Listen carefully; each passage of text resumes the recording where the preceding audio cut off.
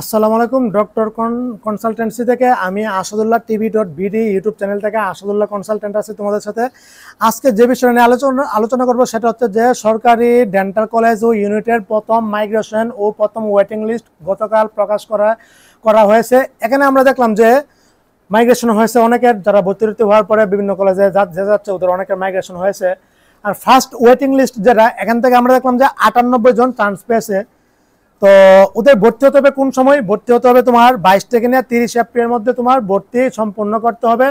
ভর্তির সময় কি কি কাগজ লাগবে আমার এই স্ক্রিনে দেখতেছো তোমরা। এখানে বিডিএস এর প্রবেশ হতে তোমার SSC result, marksheet, SSC registration, তারপরে তোমার অ্যাডমিট কার্ড, এমবিবি বিডিএস এর, তারপরে হচ্ছে তোমার আরো ছবি, ফটোকপি, এগুলি মোটামুটি লাগবে। তো দেখো, সরকারি মেডিকেল কলেজে ডেন্টাল কলেজ আছে কয়টা? পুরো বাংলাদেশে সরকারি ডেন্টাল কলেজ আছে জাস্ট একটা, ঢাকা ডেন্টাল কলেজ।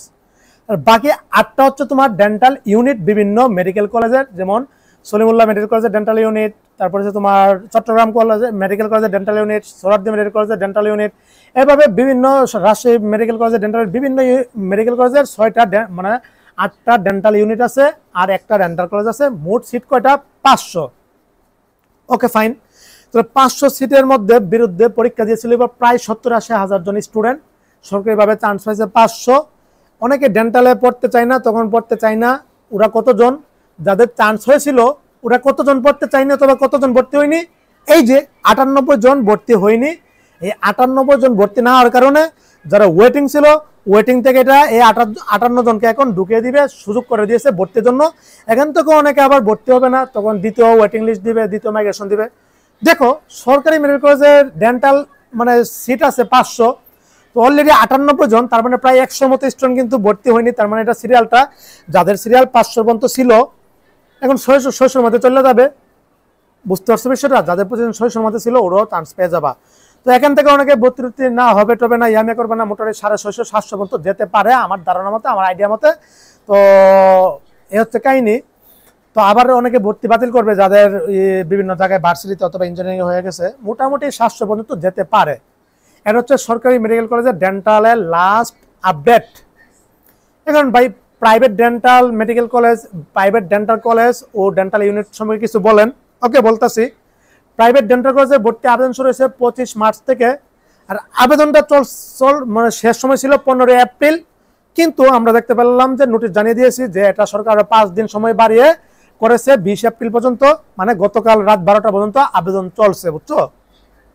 আমি অলরেডি প্রায় 30টার উপরে কিন্তু ডেন্টালের প্রাইভেট ডেন্টাল কলেজে পড়তে চাই, ওদের আবেদন করে দিয়েছি। বিভিন্ন ওই ডেন্টাল কলেজের টপ ডেন্টাল কলেজগুলি আছে ঢাকার, প্রিন্সিপালদের সাথে, ম্যানেজমেন্টের সাথে আমার কথা বলছি। আমার আমার যেসব স্টুডেন্ট আছে, সাবস্ক্রাইবার আছে, যারা আবেদন করাইছি, ওদেরকে সর্বাত্মক যতটুকু সুবিধা দেওয়ার এতটুকু সুবিধা নিয়েছে ওদের কাছ থেকে, কম টাকা কিস্তি সুবিধা সহ। যেখানে ডেন্টালে ভর্তি ফি তোমার 11 লক্ষ টাকা, সেটা মোটামুটি 5 লক্ষ টাকার মধ্যে আনছি। বুঝতে পারছো? তাও 5 লক্ষ টাকার মধ্যে আবার কিস্তি করে দিব। ফাইন। মাসিক টিউশন ফিজও 10,000 টাকা করে আছে। এটা আমার স্টুডেন্টের জন্য আমি প্রায় 30 জনের উপরে আবেদন করে ফেলছি। বুঝতে পারছো? অনেকে আবার মেধাকোটা আবেদন করছি 5-6 জনের, তো ওরও চান্স পাবে। যাদের পজিশন দেখলাম 900, তারপর 1000, 1500, 2000, 2500, ওরও মেধাকোটাই ফ্রিতে পড়ার সুযোগ পাবে ডেন্টালে। বুঝতে পারছো? আর যারা ডেন্টালে ভর্তি হওয়ার পরে মাইগ্রেশন করে যেতে চাও, যোগাযোগ করতে পারো, সমস্যা নাই। যা যা ফেসিলিটি সব তৈরি করে দিব।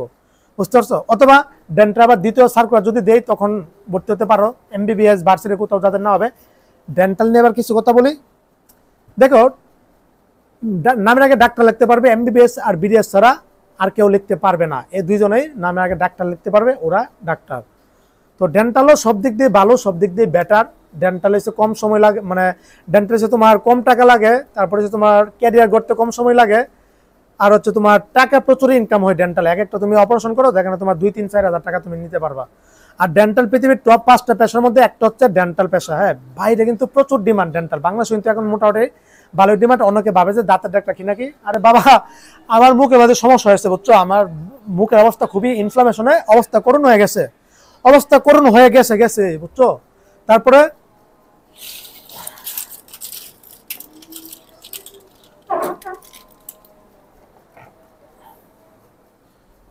তারপরে আমার মুখের অবস্থা করুণ হয়ে গেছে। আমি তো কথা বলার কি একটা কষ্ট যে ভাই, মানে হঠাৎ করে ইনফ্লামেশন হয়ে গেছে, ক্রনিক, মানে খুবই অবস্থা করুণ হয়ে গেছিল, মুখে কথা বলতে পারতেছিলাম না। কিভাবে জানি না, সম্ভবত আমার পুরান ব্রাশ দিয়ে আমি ভুলবশত ঘুম থেকে ওটা ব্রাশ করছিলাম, হয়তো এখান থেকে ব্যাকটেরিয়া, ফাঙ্গাস, ভাইরাস, ইয়ার ফাঙ্গাস টাঙ্গাস ছিল, এটার জন্য হয়তো এখানে মারাত্মক অবস্থা, মানে একদম মুখের ভিতর ফুলে টুলে অবস্থা করুণ হয়ে গেছে। তখন আমি পরের দিন আমার মানে ম্যাম আছে প্রফেসরকে আমি মানে ইএনটি ডিপার্টমেন্টে গেলাম, যে ম্যাম আমার এই সমস্যা, আমি কথা বলতে পারতেছি না, প্রচুর ব্যথা ভিতরে মারি, আমার যে ঠাট মূলার যে মানে টিথ মানে দাঁতটা আছে ওইখানটা মোটামুটি ফুলে একদম অবস্থা করুণ হয়ে গেছে, এমনকি ইনফ্লামেশন পর্যন্ত গলা পর্যন্ত চলে গেছে, বুঝতে পারছো। তারপরে আমি ম্যামের কাছে গেলাম, ম্যাম তো একটু রাগারাগি প্রফেসর, ম্যাম অনেক আমাকে অনেক মানে ইয়া করে, পছন্দ করে, তো মোটামুটি অনেক ভালো ম্যাম, আমার অনেক গুণগান গায়, অনেক হাসি মুখে যাওয়ার পরে আমার অপমান করতেছে যে এই তুমি জানো না, তুমি কি জানো না কোন সমস্যা হলে কার কাছে কোন ডিপার্টমেন্টে যেতে হয়, তুমি আমার কাছে কেন আসলা, তুমি যে যাবে ডেন্টিস্ট দেখাবা, ডেন্টিস্টের কাছে যাবা।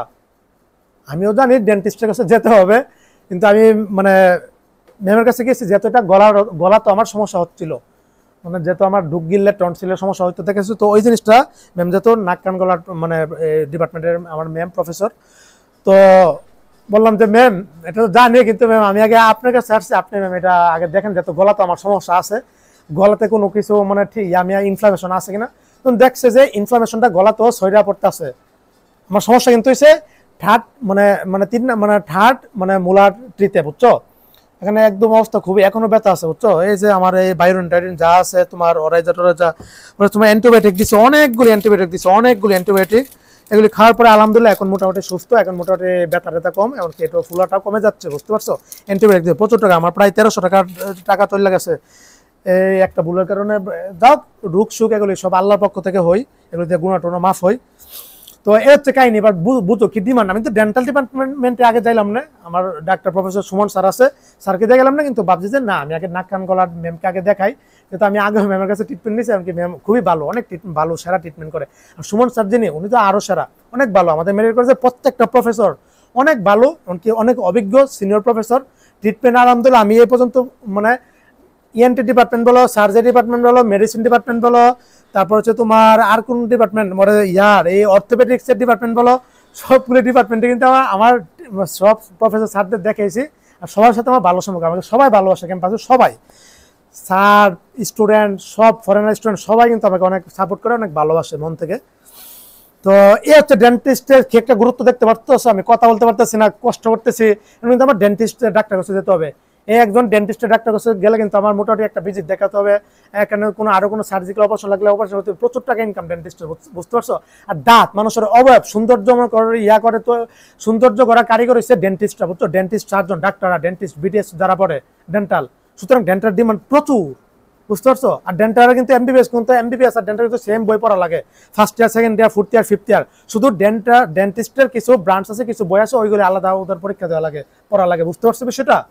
খুবই ডিমান্ড ডেন্টালের, অনেক ডিমান্ড, অনেক, বুঝতে পারছো।